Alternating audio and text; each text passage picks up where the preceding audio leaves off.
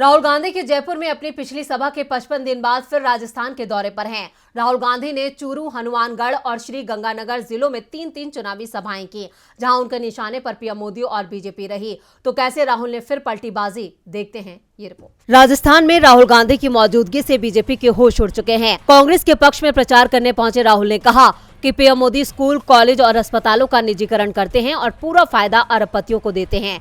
मोदी कृषि कानून लेकर आए और कहा कि किसानों को फायदा होगा, लेकिन देश के सारे किसान इसके खिलाफ धरने पर बैठ गए। किसानों ने कहा यह हमारा नहीं, अडानी अंबानी का कानून है। अंत में किसानों के साथ कांग्रेस ने मिलकर इस काले कानून को खत्म किया। राहुल ने आगे कहा, कोरोना के समय पूरे देश में लोगों की जान जा रही थी, दवाई नहीं थी, ऑक्सीजन नहीं थी, तब मोदी ने आपसे कहा मोबाइल की लाइट जलाओ, थाली बजाओ। लेकिन राजस्थान में भीलवाड़ा मॉडल था, घर में फूड पैकेट और दवा मिल रही थी, क्योंकि हम गरीबों की सरकार चलाते हैं।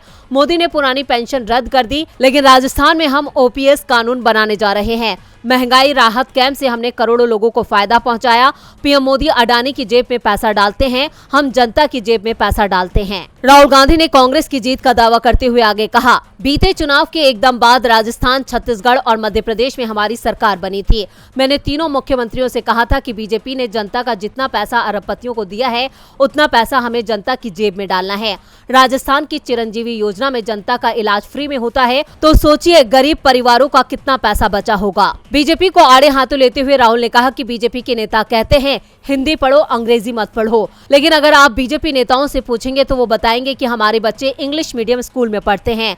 वो चाहते हैं गरीबों और किसानों के बच्चे अंग्रेजी ना सीखें, कॉल सेंटर में, विदेशों में काम ना करें, जबकि हम चाहते हैं कि बच्चे हिंदी के साथ अंग्रेजी भी सीखें। युवा बड़े सपने देखें और उन्हें पूरा करें, इसलिए हमने पूरे प्रदेश में अंग्रेजी मीडियम स्कूल खोले हैं। डीबी लाइव की रिपोर्ट।